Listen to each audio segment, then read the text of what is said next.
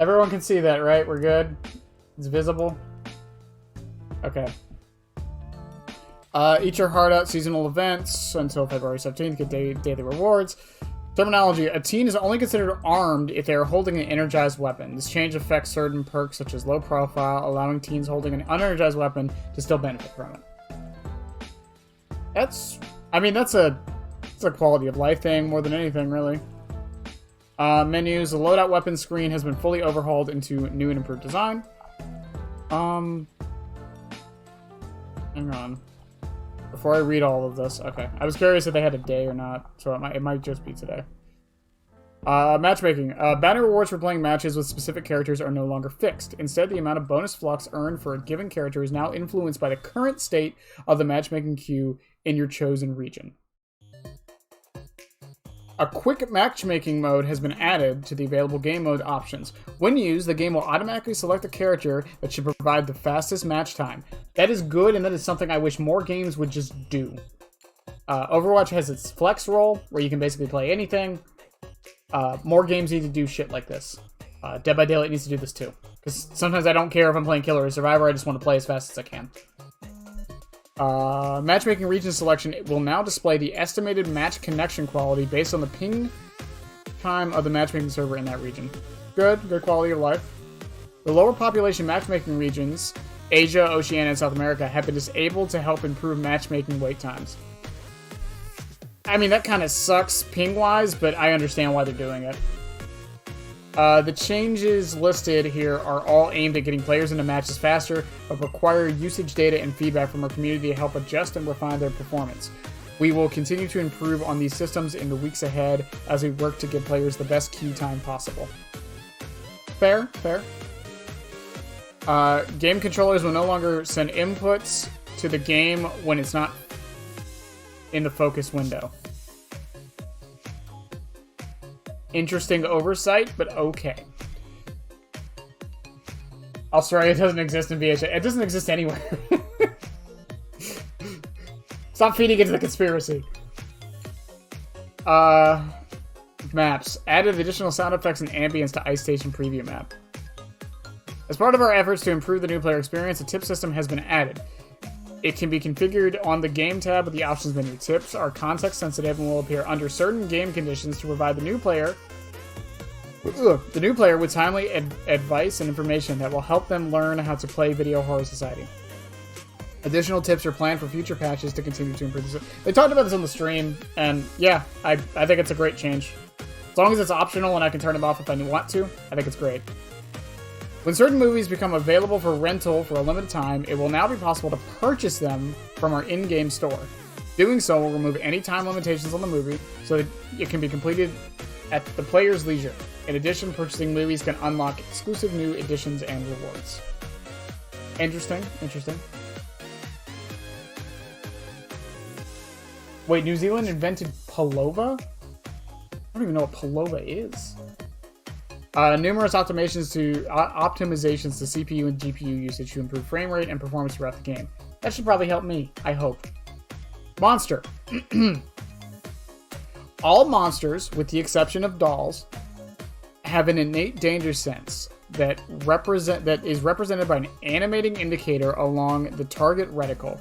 This will warn the monster when an active armed teen is within 15 meters of them. There are times when the sense is not available, i.e. while feasting, banishing, possessing, mimicking, or dispressed. The aim of this change is to reduce some of the stress playing monster by creating more time in the matches where the monster feels safer to move around freely and making it more difficult to ambush them as a single team. Great change. I don't know how bad or good it's going to be until we get into game and actually try it, but I think it's a good change. I mean, my suggestion was making it a perk, but they're just making a base kit, so, you know, I'll take it. Monsters are now able to hit teens to continue to earn progress toward their next plague, even when they are already carrying the plague. The plague that is fetched by a monster is no longer entirely random. Certain plagues are unlikely to be useful to the monster based on the current state of the match, will no longer be fetched. Monster will not fetch the Plague of Agony when there's only one team remaining in the match. Good quality of life change. It makes the plagues seem more like an actual game mechanic and not something that's just kind of thrown in. When the monster hits a teen, their player card in the HUD will shake to provide visual feedback. Many more monster emotes now have sound effects to make them more expressive. Thank you.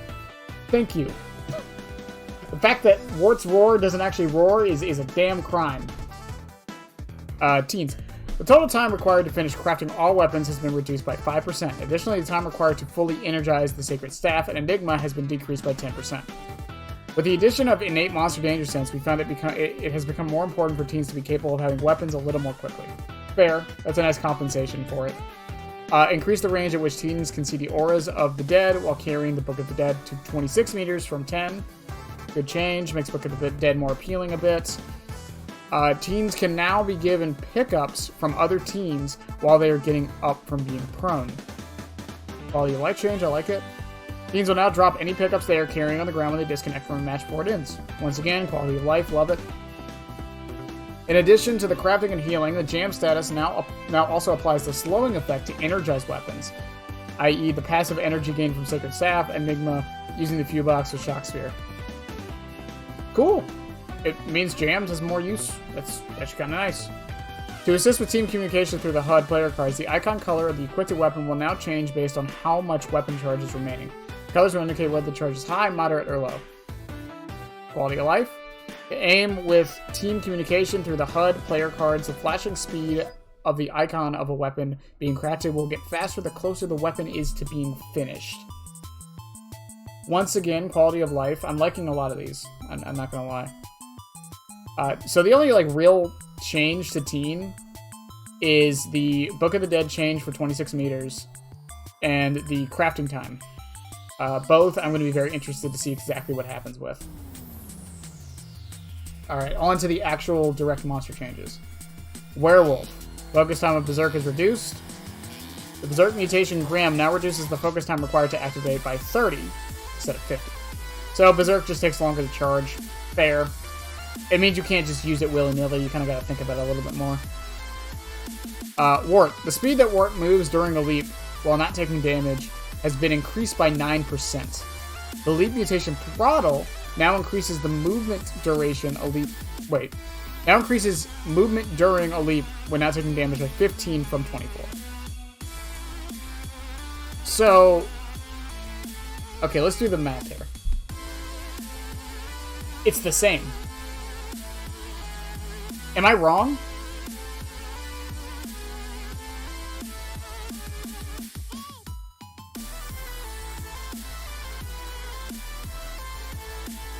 Am I wrong? That's the same, isn't it? Because 9% plus 15 is 24. The throttle is exactly the same. They just adjusted the numbers so the base is better. So throttle doesn't feel as necessary, which is still fine. Huh. The leap mutation Kinetic no longer removes the leap shockwave entirely, but instead reduces the shockwave by 80%. That is a great change. I know we talked about this earlier because Nuke/Kidden brought it up. Great change. I think Kinetic will get a lot more use now. The leap mutation Bombshell now increases the duration of the stagger effect by teens by 20, up from 10. Good change. I don't think anyone's still going to use Shockwave. Honestly, if you weren't able to hit them with that 10%, you probably weren't going to hit them anyways.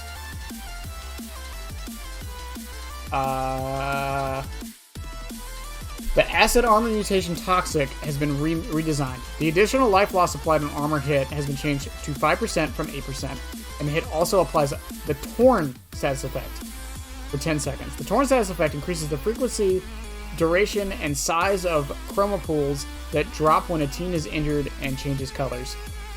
I still don't think people are going to use it.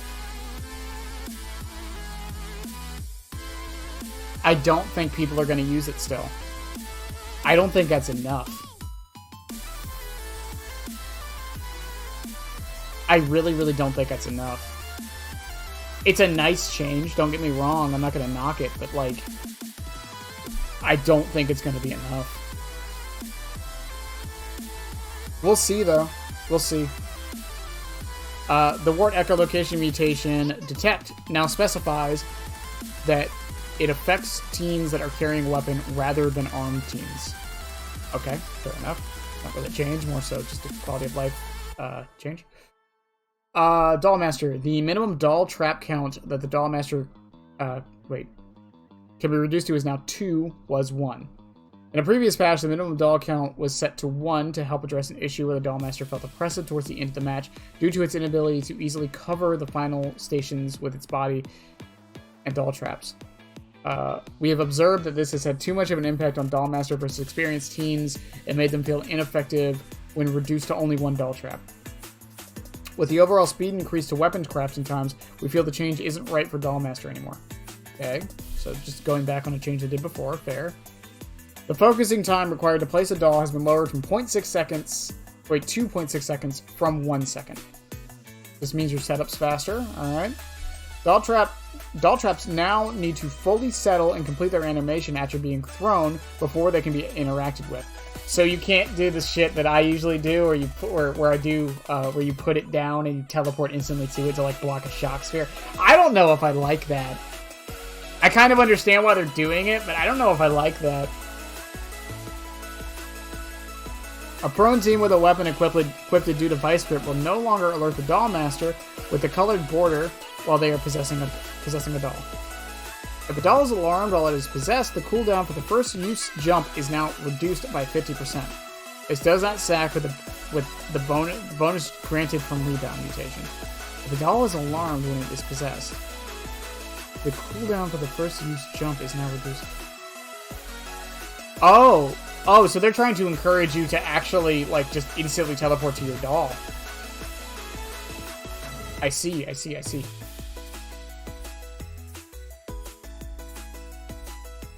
Deathwire. Okay, I heard this is a bunch of buffs. And the maximum usage of Voltage Vice that can be stored has been increased to 3 from 2. The cooldown has been increased to 18 seconds from 15. The focus time has been increased to 1 second from 0.85 seconds. The size has been reduced by 25%.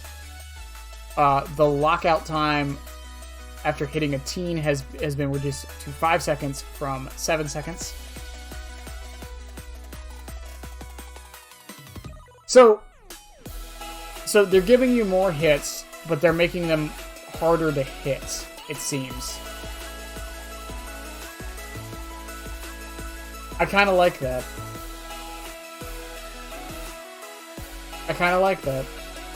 And they're rewarding you for doing it closer instead of from farther away. The Beam Matrix lockout time after hitting a teen has been reduced to 6 seconds from 8.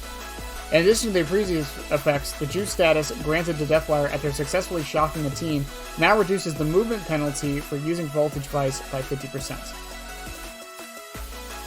Deathwire can now swap out of drift mode while taking damage from weapons. Oh, so like if you're... Okay, I see. So they're making it so you can, if you need to, you can hit out and actually hit the teen. I see. Voltage Vice visual effects is now uniquely colored using the sensor spike mutation and circuit breaker mutation. The Voltage Vice mutation Chaos Coil has been redesigned. It will now increase the affected area of Voltage Vice increase the infected area by 25%. It will not affect the movement speed of the unarmed teen. The Beam Matrix mutation Risk Radar now specifies that it affects teens that are equipped with weapons rather than armed teens. In addition to its original effects, Beam Matrix mutation Risk Radar now displays the auras of teens with a weapon in a different color and exposes teens without a weapon for a 50% shorter duration. When using Death Drift mutation Nitro Booster, the Death Drift lockout time after hitting a teen has been reduced to 6 seconds from 7.5. Voltage Vice mutation Sensor Spike drawback now increases activation time by 30% down from 40. So I haven't played Deathwire yet, so I don't know how good any of this is. But looking at it, I see what they're trying to do, and I still think it's too much. It just sounds like too much. People already don't like playing against Deathwire as is.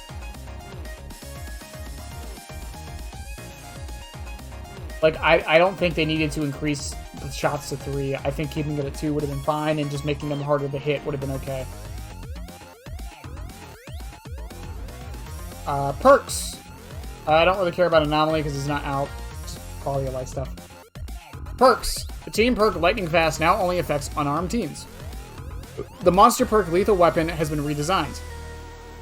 It now removes 6, 12, 18%, up from 4, 8, 12. More life when the monster hits a teen while enraged, and it costs 3, 6. I forgot who suggested this, but I'm glad to see that's what they went with. Because Lethal Weapon right now feels like really required, and I'm glad they're changing it to this. It'll be more niche. I do think this means that a lot of the monster perks are still going to be very niche, but whatever. The monster's perk, Demonic Point, Demonic Point cost has been increased to 5, 6, 7 from 4, 5, 6. Okay. The monster perk Ambush has been updated. In addition to its original effects, it also increases the frequency of crafting skill checks when a teen is within a monster's tension track by 30, 60, and 90%. The monster perk Hidden Agenda has been updated. In addition to its original effect, it also increases the speed at which hiding places can be searched. But that's actually not a bad perk. Thank you for the lurk, Jay. We're just going over some patch notes right now. That's actually not a bad perk at all. I think Hidden Agenda might actually be useful now.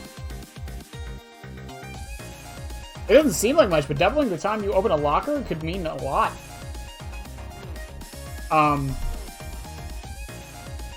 As for Ambush, I mean, I still don't know. Anything that involves people failing skill checks, I don't know if it's going to be any good. Because, like I said, you're hoping on them to mess up, and that's the problem with it. It's always going to be the problem with it. But we'll see. Also, yes, I'm well aware that my thing just changed.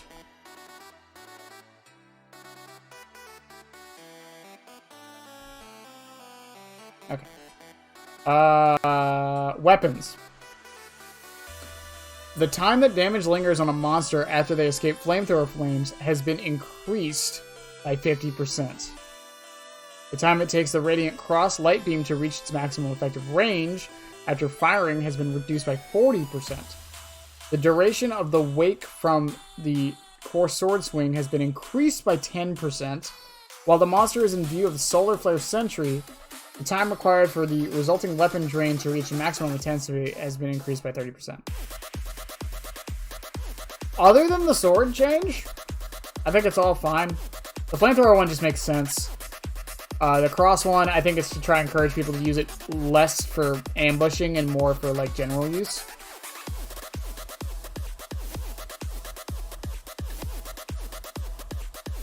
There's no point called Demonic Point? What? Radiant. Perk called Demonic Point?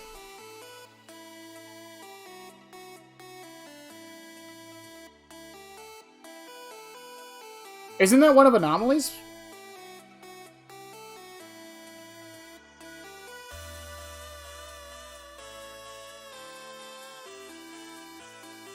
I don't know.